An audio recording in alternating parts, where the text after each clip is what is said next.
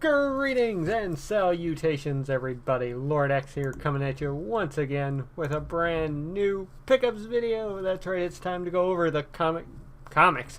Man, I just recorded the other video. It's time to go over the games, the movies, the collectibles that I picked up in the month of September. That's right, it's that time of the month where I show you how much money I've wasted, essentially. Yeah. But anyways, let's dive into the list here. First off, I'm going to go over the digital stuff that I picked up. So either over here or over here, I'll show pictures of whatever I've picked up. So let's go down the list of digital stuff. On the PC side, we have Massive Chalice, Hack and Slash, Space DF-9. Picked those up on the Humble store. Buy so many, you get so much off. I think it was like $8 for those 3 games together, so I thought that was pretty damn good, especially Massive Chalice. I've been wanting to play that game for quite some time now. Let's see here. Next up, on the Vita digital side, I picked up the Ratchet and Clank collection. I love those first 3 original games. Never got around to really playing the collection on PS3, even though I own it. Never dove into it very much. I think I played through the first one a little bit, but never got around to the other 2. So I really want to check it out on the Vita. And it'll probably be one of the next games that I download after I'm done with Uncharted Golden Abyss, whenever that happens. And yeah, that's pretty much it. I thought I might have picked up something on the PS4 digitally in the month, but I guess I never. And the last digital thing I picked up according to my list is Party Hard, which you might have saw on the latest Glitched Out podcast. I also put up a Let's Experience video of that one as well. Fun game, really fun, and I'm looking forward to doing more into that. I might record some more as well. And yeah, that pretty much does it for the digital side of things, so let's dive into the physical games that I picked up. First off, let's talk about a couple of Vita games. First off, I picked up The Wolf Among Us for the Vita. As you can see, it's brand new, sealed. I'll eventually get around to playing this, mostly to work towards the Platinum Trophy, which I can now get on Vita and get on PS4 as well, as I did pick that one up a couple of months ago too. Over there, but I picked it up. I think I paid, yeah, it was $10 I paid for it, so I could get free shipping on something else I'm going to talk about in a few minutes. And the other Vita game that I picked up, which I'm still currently playing after I'm done with this video, I'm going to be going to get the Platinum Trophy onto it. And that is Danganronpa, another episode, Ultra Despair Girls. This game is fucking awesome. It is absolutely incredible how good this game is. And if you're a Danganronpa fan, do yourself a favor and check it out. I've heard some complaints online saying it's too story heavy, that the story gets in the way. It's Danganronpa. The first 2 games were visual novels. This series is all about the story. The gameplay is fun, yes, and I enjoy the gameplay segments, but the heart and soul of this game is in the storytelling. It does not get in the way at all, folks. I'm telling you that right now. It does not get in the way at all. So yeah, been playing that. It's incredible. I drool over how good this is all day, every day, because wow. So fantastic. It is definitely in the top. It will be no lower than number 3 in my Games of the Year list, because I laughed at this game. I cringed at this game. This game scared the life out of me a couple of times. And it also had one of the sweetest moments in a video game I played this year. Probably in the past few years. It was really touching. I've actually seen that scene 3 times now, and I've kind of teared up every time when I've seen it. Alright, next on the PlayStation 4, I picked up, because apparently I do not like owning money, Lego Dimensions for the PlayStation 4. sweet noobly doobly doo, this game is, well, like the Lego movie. Everything is awesome.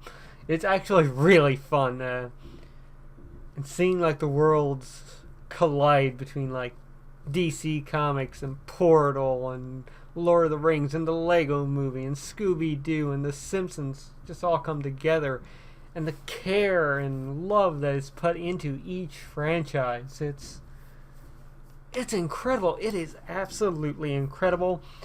I am glad that I waited to jump onto the Toys to Life kind of game, because we've had Skylanders that never really interest me, even though they used Spyro to, begin that. Disney Infinity never really interested me. I mean, I was kind of tempted with the Marvel characters, but the look of the gameplay and the style of it just never really appealed to me. The Star Wars stuff, same thing. I love Star Wars, but it just didn't look like it was for me.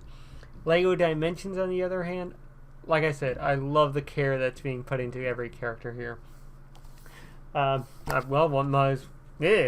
talk. While I'm on the topic of this game, I might as well tell you that, along with the game itself, I actually picked up the Portal 2 pack, which came with Shell, a turret, and the companion cube, and a Portal 2 level as well. Playing through that, oh my god, it was essentially a sequel to Portal 2. Like, they make references back to that game. Wheatley shows back up again and helps you through the puzzles. Yes, they're a little toned down to be a bit more kid-friendly, but they're still clever. They're still fun. And yeah, just everything. Like, new acting into it. J.K. Simmons came back to reprise his role. Stephen DeKnight came back and reprised his role as Wheatley, which is fun as usual. Nolan North was back into it, playing the role of the turrets again, and I believe one of the spheres as well. So that was fun. That was really fun. Just the care put into this was incredible. I highly, highly recommend this pack. And I also bought the Back to the Future pack, because I'm a massive Back to the Future fan. Seeing the 3 movies in theaters later this month. I'm so excited for that. And this one I was a little bit more disappointed with in regards to the level, because it was a bit more toned back. Like, it was fun, but very, very short, I found it. Not like the Portal one, which was a bit more to it. This was just scaled back quite a bit, I found. So, unfortunate, but still fun. Still, a love and care put into it was really amusing. Still, I think I would have to recommend this. Probably buy it at a bit more of a discounted price instead of full price, but you know what they say. If you love Back to the Future, buy Back to the Future shit. I don't know if they say that. That's my personal opinion. So I bought those two. I'm probably going to pick up the Simpsons level pack eventually. I think that's it for the level packs that are out right now. Pretty sure the Simpsons one is the last one. The Doctor Who one comes out now in November. Super excited about that one. But yes, overall fun game. I'm absolutely loving it. And the final game that I picked up for this month was a game that I was kind of lukewarm onto. Like, I was interested when it was announced, and my interest started growing more and more. I started watching massive amounts of live streams onto this, videos onto it, and I knew I had to get it. And I'm so glad I did, because I think I've logged in like 30 hours now, or very close to it. Of course, I'm referring to Super Mario Maker. Yahoo! Yeah, like, I am so goddamn impressed with this game. The ability to create levels is so easy, so simple. Far more simple than something like Little Big Planet, which I love Little Big Planet 1 and 2. Never played 3, just didn't bother with it. But Super Mario Maker made things a lot more simple for creating, but at the same time you can really make some advanced shit into this. Just look up some of the levels people have created for it. It's insane what they're doing. But yeah, it's clever, it's interesting. There's always some new levels to play thanks to the ever-growing community onto it. I think it's sold over 1 million copies now, so there's a ton of people out there generating content for this game. And it's a fun game to watch too for live streams, like people playing levels. It's just awesome. I absolutely love this game so much. And it has the fly minigame from Mario Paint into it, which I thought was clever as shit. Surprised the hell out of me the first time I found it. So yeah, that was fun. That was really fun. And loving the game. This is actually the only Wii U game, well, published by Nintendo. I have picked up a couple other pre-owned ones this year, but this is the first Wii U game I've actually bought this year. It only took 9 months for Nintendo to actually put something out that I really wanted. So yeah, there you go. But fun, it's great. I'm glad I picked it up. And the next Wii U game I buy is probably going to be Xenoblade Chronicles X, because that's the only other thing that really catches my eye right now since they delayed Star Fox. But of course, I am not done talking about Nintendo here, because it's time to move into the other stuff that I've picked up. No movies for September. Didn't buy any movies. But I did buy some Amiibos. So, AmiiboGeddon. AmiiboGeddon. The Amiibo Apocalypse. Whatever you want to call it. Let's kick this off with Zero Suit Samus. This is actually the one I bought from Best Buy. And had to buy The Wolf Among Us with it so I could get free shipping. Otherwise, this thing would have cost me like $30 by itself. But yeah, I think she's pretty good. The face could have used a bit more work, I think. But overall, I'm actually quite happy with the design. And I've heard some people talk about too how Zero Suit Samus was originally supposed to be Bayonetta into the game, because look at those heels. Those are like Bayonetta style heels right there, folks. Alright, next up on my Toys R Us blowout, I picked up Ganondorf. There he is. I think he's really well designed. That's the one thing I've liked about the Legend of Zelda ones that they've done. They're really well detailed. Every like tiny little detail onto him is excellent. The cape looks really nice onto him. So yeah, there you go. Ganon. Next up, I originally went to Toys R Us to pick up this guy. Saw Ganon, had to get Ganon. And of course, the guy I'm talking about is Olimar. Look at him. And with the 3 little Pikmin with him there as well. I think this is probably one of the best designed Amiibos that they've done. The spacesuit, the helmet and everything. Again, really well crafted to detail. Excellent like choice of pose and everything. So I thought that was pretty cool, and I love the Pikmin being there as well. The next one. See, after buying those last 3, I left Toys R Us because I'm like, these are the only 3 I'm going to buy. Sorry, the only 2 I'm going to buy from Toys R Us at the time. So I left. A few days later, I go back because I'm like, they're all out of those now. It is clear. I'm just going in, seeing if they have any discounted games on that I want.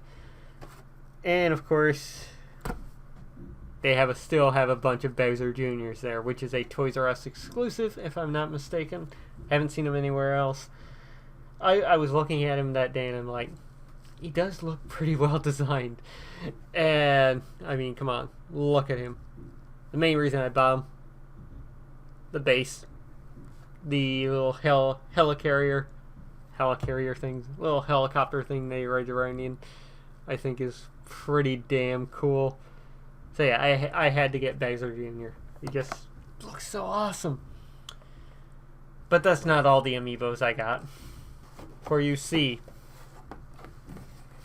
I got not 1, not 2, but 3 more. Yes, this is the Retro Amiibo 3-pack, which includes Rob the Robot, Mr. Game & Watch, and Duck Hunt Dog, I was going to say. As you can see in the bottom there are the other 3 poses for Mr. Game & Watch. Very cleverly put underneath each stand so that you can't really scan them while still in the package. So there you go. I still think Nintendo should have done that.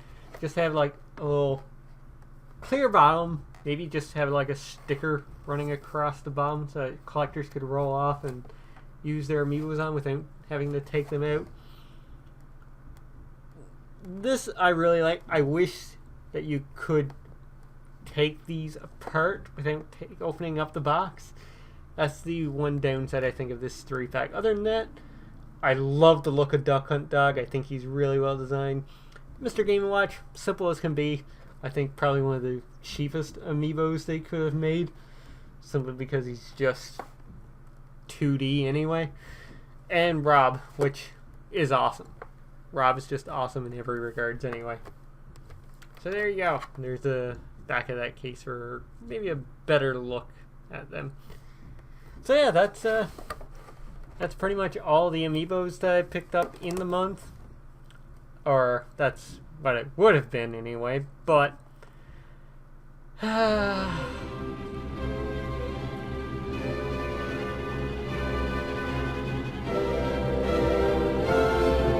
I finally got Ness. I gave in. I ordered him off eBay. Yes, he is the Japanese one, as you can see there. Yeah, I had to. I am a massive Earthbound fan, as some of you know. So I had to get him. I had to do my very best to get him. There you go. Japanese on the back. My first Japanese product, I think, that I really own like this. So yeah, Ness. Awesome. I was unable to get him here at EB Games when he came out because he was an exclusive. So couldn't get him there, but I did get him off Amazon for 26 bucks, which was pretty good, I thought. So yeah. And quite honestly, he's worth the 30 bucks for me. And that, folks, does it for my September pickups. No other big statues or anything. No movies. That was it for the games, I think. I'm pretty sure I'm forgetting something. I know I am forgetting something somewhere. But that's the way she goes sometimes. So, folks, that's going to do it. I've been Lord X. You've been awesome. And I will catch you next time.